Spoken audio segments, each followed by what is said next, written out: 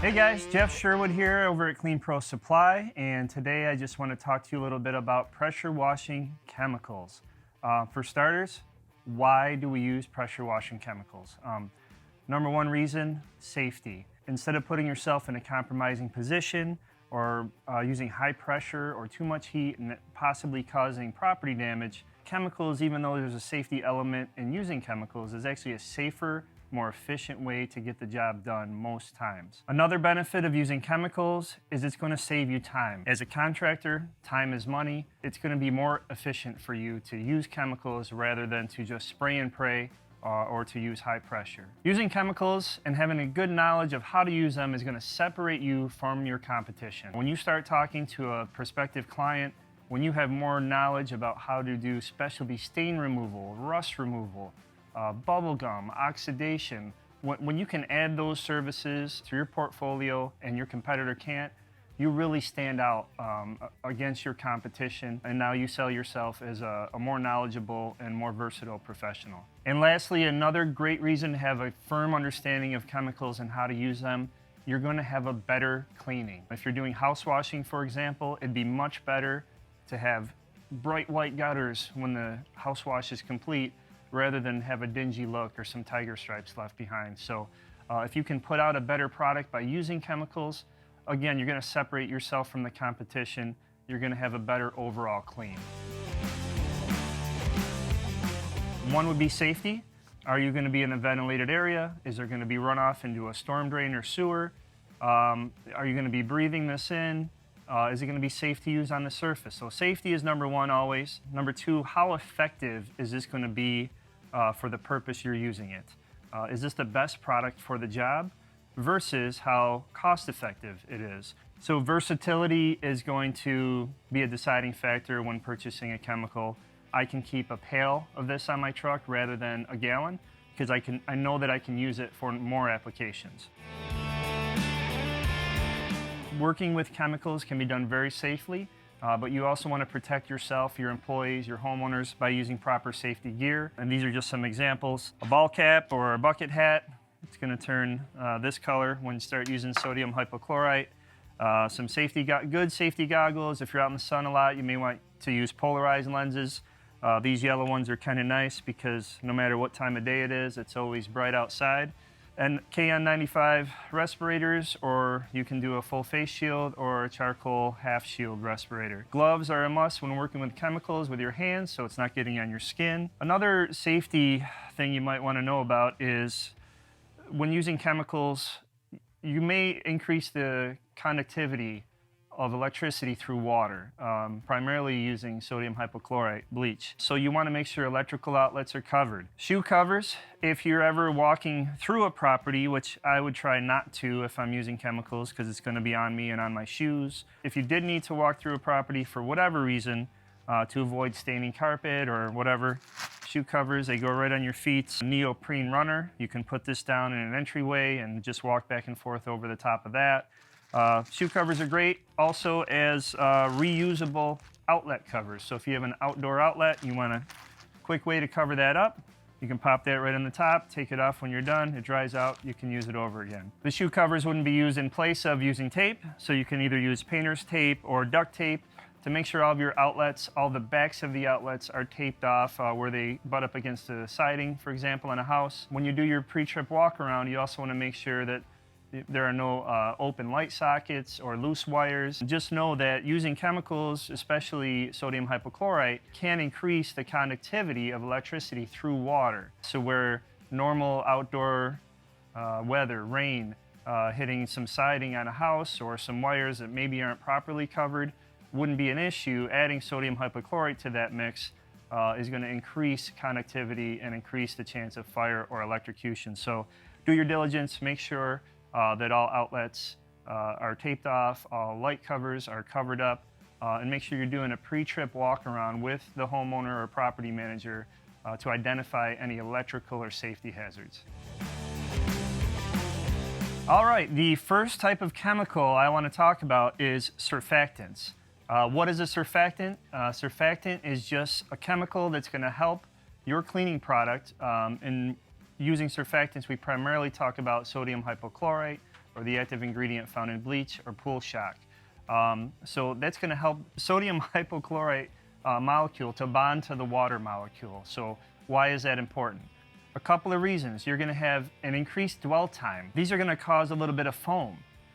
So rather than just that chemical running off in an uneven distribution, you're going to have a nice, well-distributed pattern of product.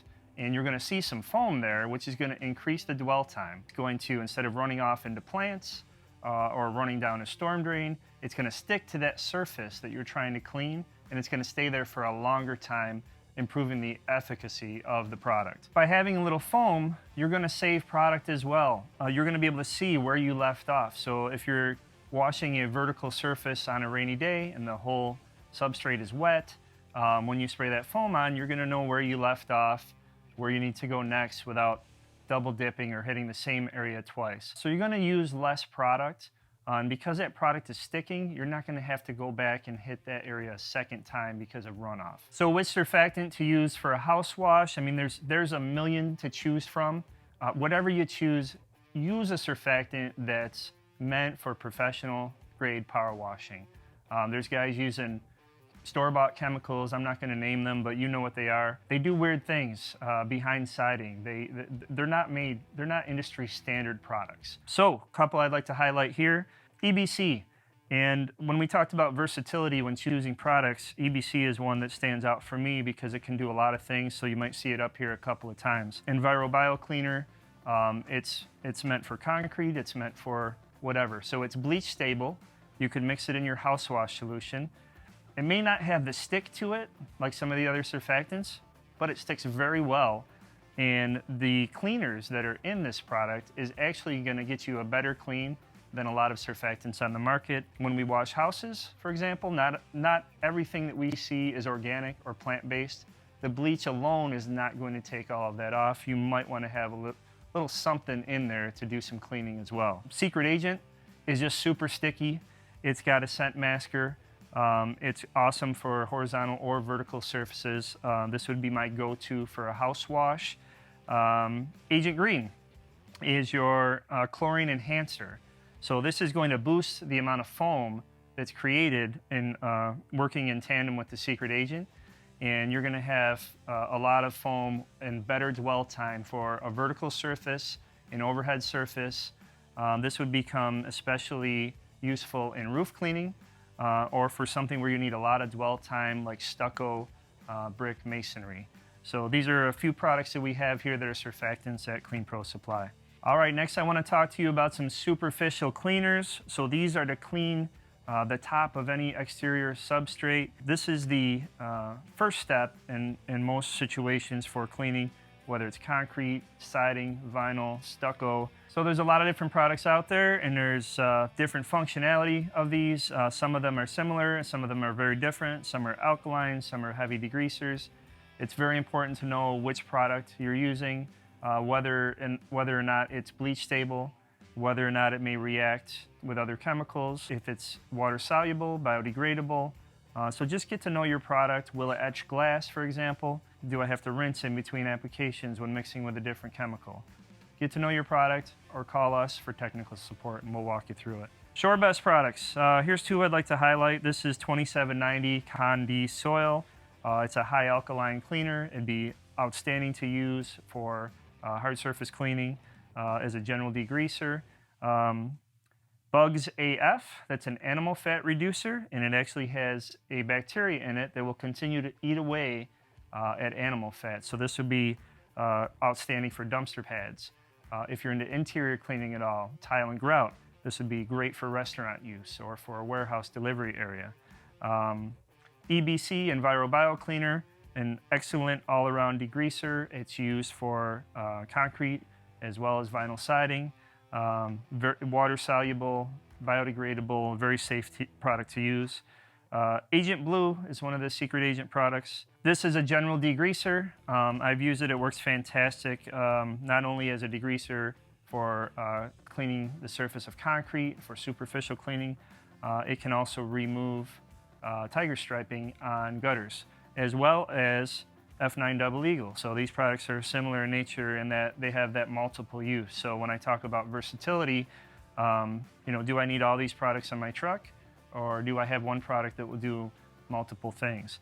Liquid Gold, this is another high alkaline cleaner. This is a CPS line. It's awesome for surface cleaning, and it's bleach stable, water soluble, all of those good things. So these are your superficial cleaners. Okay, so the next thing I want to talk to you about is specialty restoration.